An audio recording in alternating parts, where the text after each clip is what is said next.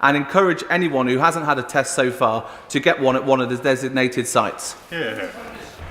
Yes, indeed, Mr. Speaker. I thank my honourable friend for raising it, and I join him in thanking the NHS staff who are scaling up testings, the surge testing in the way that he describes, and I encourage everybody in the area, and indeed throughout the country, to get a vaccine when you're asked to do so. Let's come to the Leader of the Opposition, Keir Starmer. Mr. Speaker, can I begin by thanking everybody involved in the vaccine rollout? We've now vaccinated, I think, 12.6 million people, and we're on course to vaccinate the first 4 priority groups by the end of this week. That's a truly amazing achievement. Can the Prime Minister confirm today that the government will extend business rate relief beyond March 31st? Prime Minister. I'm afraid, Mr. Speaker, I'm glad to hear him join in praise of the vaccine rollout, which is indeed, I think, a tribute to the NHS staff and the Army, the volunteers, and many others. And on his point about the extension of business rate relief, he knows that this government is committed to supporting businesses and people, livelihoods throughout the pandemic. That is what we will continue to do, but he should wait until the budget for the Chancellor to explain exactly what we're going to do. Mr. Speaker, I think that answer was that the Prime Minister can't give an answer yet. But hundreds of thousands of businesses are affected by this. And the trouble is, Mr. Speaker, that businesses don't work as slowly as the Prime Minister. They need an answer now. As the British Chamber of Commerce says, businesses simply can't wait until the March budget. Let me try another vitally important question for businesses and for millions of working people. Can the Prime Minister confirm today that the furlough scheme will be extended beyond April? Mr. Speaker, I think most people in this country are aware that we're going through a very serious pandemic in which rates of infection have been steadily brought down thanks to the efforts of the British people. I think also members of this House are familiar with the notion that in just a few days we will be setting out a roadmap for the way out of this pandemic, a roadmap that I hope the Right Honourable Gentleman and his colleagues will support, though the support, as we know, tends to be a transitory thing, Mr. Speaker. One week we have it, the next week we don't, but he won't have to contain himself for very long. Keir Starmer. Mr. Speaker, let me let the Prime Minister into a secret. He can take decisions for himself, and he doesn't need to leave everything to the 11th minute. If I were Prime Minister, I'd say to businesses, we'll support you now, we'll protect jobs now. Because the CBI, the Federation of Small Businesses, the Institute of Directors and the British Chamber of Commerce have all said the same thing. They all say, Prime Minister, they can't wait until the budget. The Prime Minister may disagree with me, but he's actually disagreeing with businesses. Why does the Prime Minister think he knows better than British business?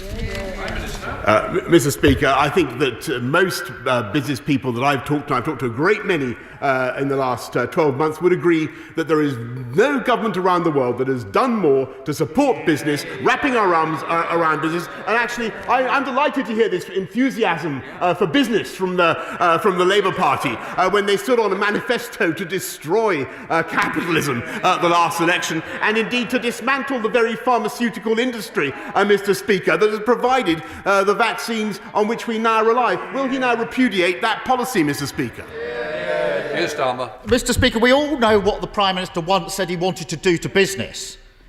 We on these benches would rather listen to businesses.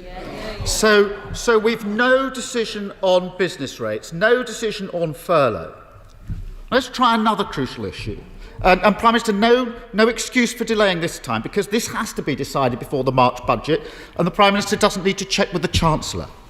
So will the Prime Minister now commit to extending the evictions ban on residential properties beyond February the 21st? Prime Minister. Mr. Speaker, I've said repeatedly that what we will do in this government and throughout this pandemic is put our arms around the British people, support them throughout the pandemic, and make sure that people are not unfairly evicted during the pandemic. That is what we will do. What I hope very much, Mr. Speaker, is that we may hear from the Right Honourable Gentleman opposite that he not only has now had a Damascene conversion to the importance of business, but a Damascene conversion to supporting all the government's policies to support business, rather than sniping from the sidelines. Why doesn't he just get behind us and back the government, back us in our efforts to back business and back the British people? Keir Starmer. Mr. Speaker, I'm not going to take lectures from a man who wrote 2 versions of every column he ever wrote as a journalist, who proposed Donald Trump for a Nobel Peace Prize and gave Dominic Cummings a pay rise. Back to the question. Another area where the Prime Minister repeatedly delayed and now changes policy pretty well every day is securing our borders against variants of COVID. Every week the Prime Minister comes here and says we've got one of the toughest regimes in the world. We know his Home Secretary disagrees with him. We know the Health Secretary disagrees with him.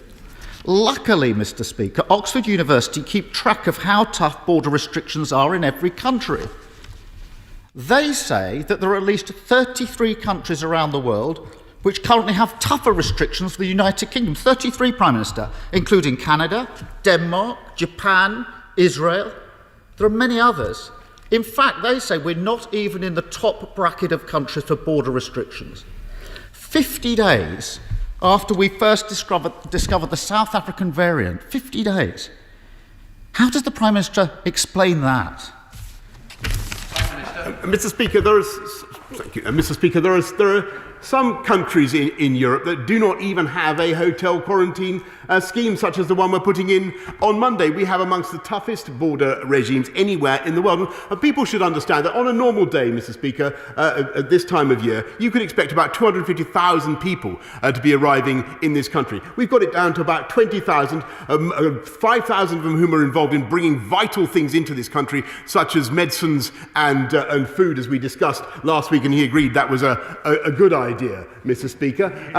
Unless he actually wants to cut this country off from the rest of the world, which I think last week he said he didn't want to do, unless of course he's changed his mind again, Mr. Speaker. I think that this policy is measured, it is proportionate, it is getting tougher from Monday. I hope that he supports it. Keir Starmer.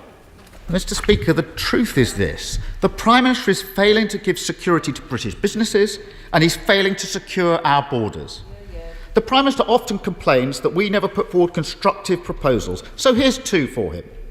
Support businesses and protect jobs now by extending furlough, business rate relief and VAT cuts for hospitality.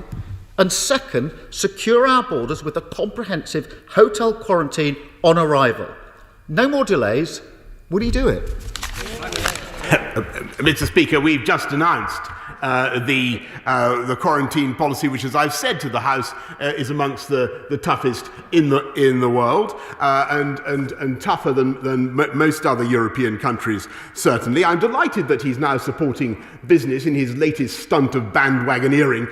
Not a policy for which he was famous before, Mr. Speaker. But he moves from one side of the other in the debate throughout this crisis. And some people, Mr. Speaker, some people have said that this is a good crisis, Mr. Speaker. Some people have said this is a good crisis. Some people have said that this crisis is a gift that keeps on giving, Mr. Crisis. Mr. Speaker. Mr. Speaker, those people sit on the Labour front bench. I think it is disgraceful that they should say those things. I believe this is one of the biggest challenges this country has faced since the Second World War. And thanks to one of the fastest vaccine rollouts anywhere in the world, I believe it is a challenge this country can meet and is meeting. And I believe that of that vaccine rollout programme, this House and this country should be very proud. Speaker, can I thank the Prime Minister for the decisions he took last year that have meant that the vaccine programme is in such a good position this week. Despite that success, it is vital that that programme keeps pace with the changing variants. Can he update the House on where the UK stands on ensuring that the UK supply chain is in place and that we don't get behind as the virus mutates? Prime Minister. My right honourable friend asked an extremely important question, and that's why we recently announced an agreement for 50 million doses with the manufacturer CureVac, because we believe that may help us to develop vaccines that can respond at scale to new variants of the virus. And as the House will have heard from the Chief Medical Officer and the Deputy Chief Medical Officer and others, I think we're going to have to get used to the idea of vaccinating and then revaccinating in the autumn as we come to face these new variants. Let's head up to Skye and Lochaber with SNP leader Ian Blackford. Ian Blackford. Thank you, Mr. Speaker. New research from the Joseph Rowntree Foundation and the baby bank charity Little Village has revealed that 1.3 million children under 5 are living in poverty in the United Kingdom. This is a truly shocking figure that should make this Tory government utterly ashamed. The Scottish National Party has repeatedly called for a financial package to boost household incomes and reverse this Tory child poverty crisis.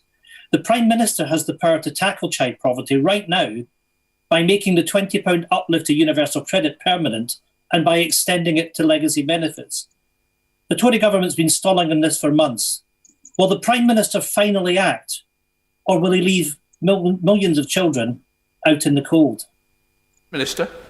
Mr. Speaker, I think that the whole House in this country should be proud of the way we've tried to look after people, the poorest and neediest families throughout the country, not just with universal credit, which the party opposite would actually abolish, Mr. Speaker, but by helping vulnerable people with their food and their heating bills, the £170 million winter grant scheme, looking after people with the free school meal vouchers. And as I've said before, Mr. Speaker, we will put our arms around the people of this entire country throughout the pandemic.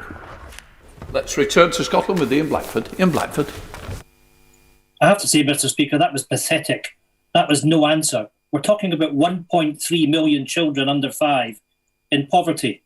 Let me quote, "She cried on her doorstep because I gave her nappies, wipes and winter clothes for her child. I went away with a lump in my throat." These are the words of Emily, a baby bank worker who's supporting families that the Tories have pushed into poverty through a decade of cuts. They don't need more empty words from a Prime Minister who simply doesn't care enough to act. Mr. Speaker, this morning a new report from Citizen Advice Scotland warned that Tory cuts could reduce the value of universal credit by as much as a quarter just when people need this money the most. Will the Prime Minister agree to meet with me and other opposition parties ahead of the budget for an urgent summit on tackling child poverty, or will he be yet another Tory Prime Minister who leaves a generation of children languishing in poverty? Mr. Speaker, I must say that I reject entirely what the Right Honourable Gentleman has just said, because I don't believe that any government could have done more to help the people of this country throughout this pandemic, and we will continue to do so. And yes, of course, we bitterly lament and reject the poverty that some families unquestionably suffer.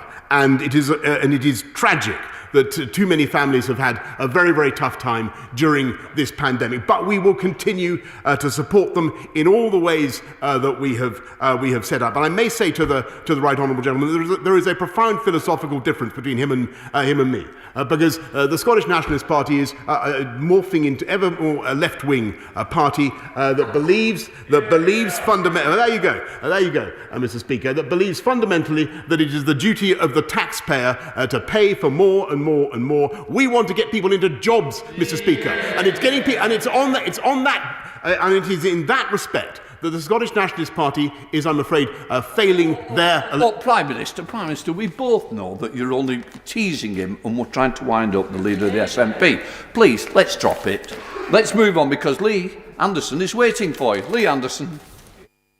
Thank you, Mr. Speaker. A new Freeport for the East Midlands will create over 60,000 new jobs and provide a massive boost for employers such as Cornton Engineering and Abacus in Ashfield. After decades of neglect from Labour MPs, we now feel a sense of hope in the red wall seats. My mum and dad voted Conservative for the first time at the last general election and were touched when the Prime Minister acknowledged their votes were lent. Could my right honourable friend, the Prime Minister, please reassure my mum and dad, my friend, my family and all my constituents that our area will never be let down again? Prime Minister. Absolutely, Mr. Speaker, and I thank my honourable friend for everything he's doing for Ashfield, and he and I have had enjoyable times campaigning for the people of Ashfield, and we'll continue to do so. And I can tell Paul and Jenny that our commitment to levelling up is absolutely rock solid throughout this country. Let's head to Murray on it with Liz Saville-Roberts. Liz Saville-Roberts. Diolch yn fawr iawn, Lefarydd. We've just heard the government claims to have a levelling up agenda, underpinned by a research and development roadmap. The trouble is, the Tories' track record on this isn't good. In fact, it's abysmal. Wales receives the lowest R&D spend per person of the four nations, at around 40% of spend per head in England. And Westminster's obsession with the golden triangle of Oxford, Cambridge and London shows no sign of abating. Will he now commit to a fairer, devolved R&D funding settlement to the Senedd? Or is he content for Westminster's roadmap to be Wales's road to nowhere? Prime Minister. Mr. Speaker, I'm afraid I think she's doing Wales